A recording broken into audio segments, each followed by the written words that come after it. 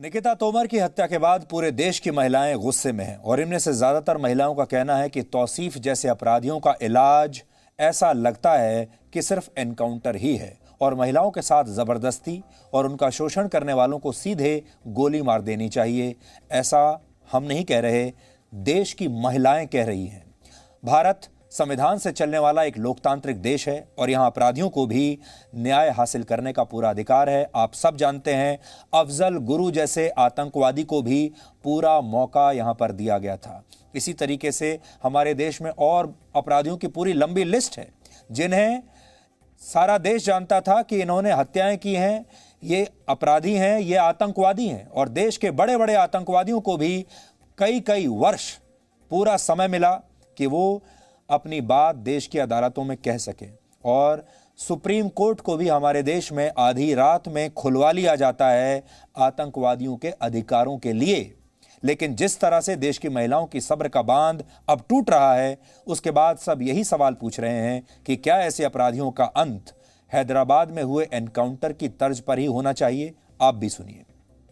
Security नाम की कोई चीज ही नहीं रह गई। महिलाएं अकेले घर से बाहर निकल ही नहीं सकती। अपराधियों की इसलिए हिम्मत हो जाती क्योंकि हम लोग उनके लिए एक्शन नहीं करते हैं। अगर हम उसी वक्त अगर पुलिस एनकाउंटर उसी समय कर दें तो हम लोगों को न्याय मिल सकता है। नारी की बातें करना काफी नहीं होता, नारी के लिए सुरक्षा करने के लिए अहम मुद्दा होना चाहिए। शूट आउट किया है तो डायरेक्ट शूट आउट, उस पर कोई कार्रवाई नहीं होनी चाहिए। जब हमें पता है कि यही आरोपी है तो डायरेक्ट शूट आउट का ऑर्डर हो जाना चाहिए।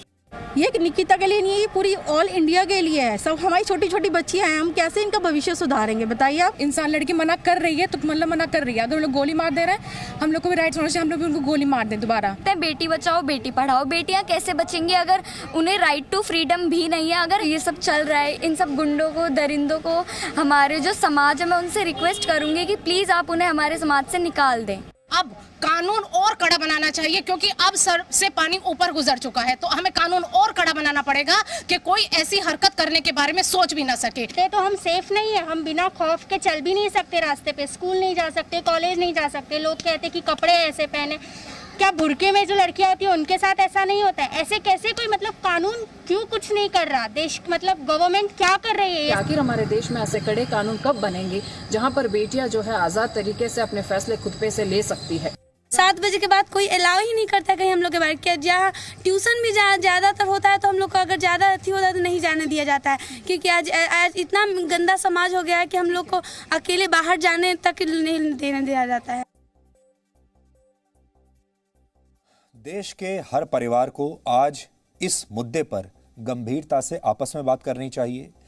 आपके परिवार में अगर कोई महिला है, उससे आपको आज बात करनी चाहिए। और अब समय आ गया है कि इस समस्या का कोई ना कोई परमानेंट सॉल्यूशन तो निकालना ही पड़ेगा।